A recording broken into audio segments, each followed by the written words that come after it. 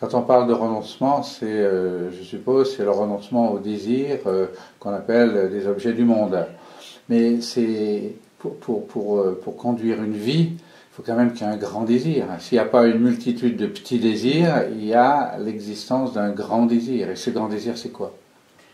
Eh bien, c'est de s'immerger dans le soi, dans l'absolu, dans Dieu, dans la quête de l'absolu et du divin, dans cette joie infinie dont on sait qu'elle se trouve là et pas ailleurs. Donc c'est ça la motivation du renoncement. Ah oui, oui. Dans la tradition indienne, il y a deux critères qui fait que quelqu'un peut recevoir le sannyas, qui est l'ordre du renoncement, symbolisé par ce vêtement orange. C'est d'une part un intense désir de libération. En fait, le seul désir vraiment qu'on a, c'est la libération, c'est-à-dire voilà, cette joie suprême qu'on ne trouve que dans la spiritualité. Et le deuxième critère, c'est le détachement, qui est déjà un certain degré de détachement.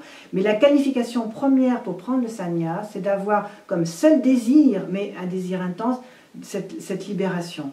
Donc c'est là où on reconnaît qu'on peut vraiment prendre le sannyas. Parce qu'il y a tous les désirs, même qui existent encore éventuellement. Le désir de progresser, le désir de servir son maître, le désir d'étudier les Écritures, le désir de faire des choses. Tous ces désirs, en fait, se mettent en ligne derrière un seul désir qui est « je veux la libération ». Donc quand on sent ça en soi, voilà, ben la voie du sannyas, intérieur ou même extérieur, hein, c'est-à-dire quelqu'un peut être dans le monde, marié et avoir cet intense désir intérieur. Le sannyas est avant tout intérieur. Et donc le sannyas, c'est le renoncement à l'ego, c'est-à-dire à ce qui nous sépare de notre être le plus profond, de cette joie qui est en nous. Alors si le renoncement est l'objectif quasi unique, le désir quasi unique du sannyasine, comment se fait-il qu'il continue à vivre parmi les autres hommes dans le monde? Est-ce qu'il ne serait pas plus logique qu'il aille dans une grotte de l'Himalaya et qu'il s'immerge dans la méditation? Oui, il peut tout à fait. D'ailleurs, tous les sannyasines n'ont pas la même vie, mais dans les Écritures, moi quand j'ai pris le sannyas, c'est tout un rituel que l'on fait, et le maître qui nous donne le sannyas nous donne les règles du sannyas. En partie, il nous dit quand on prend le sannyas, la personne en fait est totalement libre. Elle n'a plus à suivre aucune règle. Sauf que quand un sannyasine reste dans une organisation, il doit bien sûr suivre les règles de l'organisation. Mais premièrement, il y a une liberté totale, même au niveau de la société.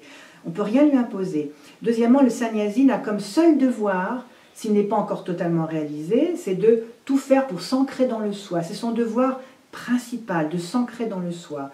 Et son troisième devoir, c'est de servir la société. Donc on peut très bien servir la société en étant dans une grotte et en méditant, en priant, parce qu'on sait qu'au niveau subtil, quelqu'un qui médite sert autant que quelqu'un qui sert activement, disons. Donc il y a différentes sortes de servir la société. Et certains sannyasines vont servir la société en enseignant, c'est aussi leur devoir de transmettre l'enseignement, d'apporter aux autres ce message-là. Donc c'est partie du devoir d'un sannyasine. Comment vous diriez, c'est un désir ou c'est une manifestation de compassion pour les pauvres êtres humains qui sont encore dans l'errance? C'est un désir de partager ce qui illumine notre vie? Quelle est la motivation en fait de l'enseignement? Si je parle de ce que moi je peux expérimenter de mon modeste exemple... C'est ce que je demande, hein, oui, votre expérience. Disons que moi ce qui me motive actuellement, c'est vrai que j'ai cet intense désir de libération, puisque je suis encore sur le chemin, donc c'est cet intense désir de libération, et aussi, pour moi j'ai pas l'impression d'aider les autres. J'ai l'impression plutôt que je dois servir mon maître, en fait, par gratitude aussi. Ouais. Et du coup, l'amour que j'ai en moi pour mon maître et aussi pour les autres êtres humains me conduisent à faire tout ce que je peux pour transmettre l'enseignement et faire des projets qui puissent servir. Mais je n'ai pas l'impression d'aider. C'est plutôt par gratitude, par amour que ces actions se font en fait, à travers moi. En fait. C'est un service à l'œuvre de votre maître. Oui, c'est spontanément qu'on exprime notre gratitude et notre amour pour le maître, pour Dieu, pour les êtres humains, par ce service. Un des corollaires de ne pas avoir de désir, c'est en même temps de ne pas avoir d'attente de résultat. Tout à fait.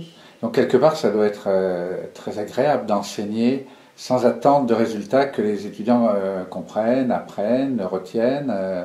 Il y a une sorte de liberté de l'enseignant là.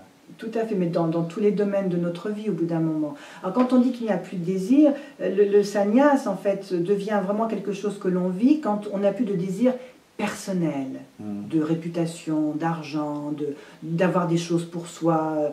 Il n'y a plus de désir personnel. Les désirs qui viennent sont dans l'ordre de ceux que je vous ai dit, où on a envie de servir notre maître, on a envie d'exprimer notre gratitude et de servir l'organisation où on est, par exemple. Parce que la Chinmaya, vraiment, moi j'ai beaucoup de fierté d'y être, parce que je trouve qu'ils font un travail magnifique.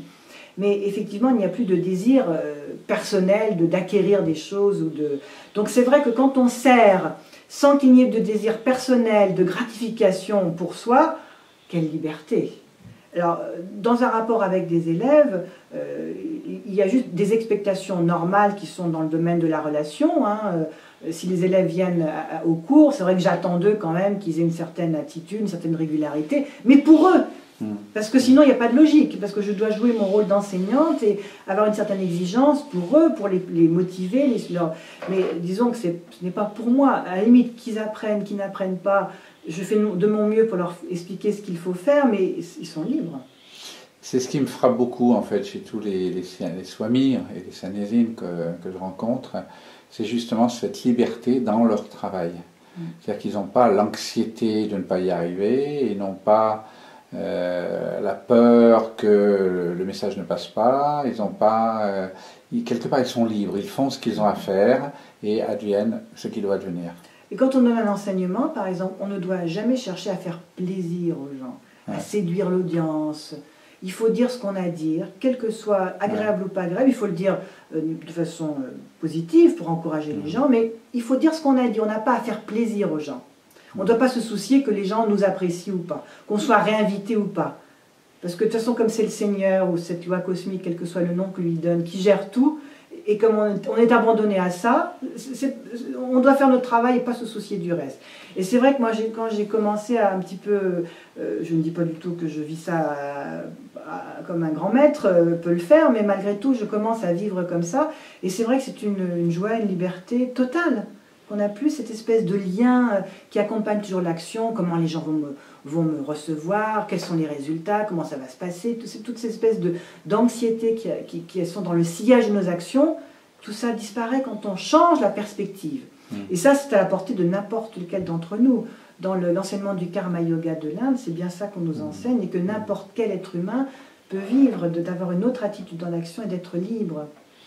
Donc, maintenant, dans cette nouvelle vie, est-ce qu'il vous arrive de repenser à votre ancienne vie? À votre vie d'avant? Y penser dans quel sens, par exemple? Est-ce que des fois, ça y a quelque chose qui vous manque ou... Non, sincèrement non. Non, parce que je suis dans une phase maintenant où il y a vraiment de la joie, il y a vraiment de la paix, donc de plus en plus de paix. Donc je ne suis pas du tout malheureuse ni mécontente de ma vie d'avant. Je suis contente d'avoir fait toutes les expériences que j'ai eues, parce que je pense qu'elles m'ont conduit là et que on renonce d'autant mieux qu'on a connu quelque chose. Si on renonce à quelque chose qu'on n'a pas connu, est-ce que c'est vraiment du renoncement? Donc je suis contente d'avoir vécu la vie que j'ai eue derrière moi, mais non, ma vie me satisfait pleinement.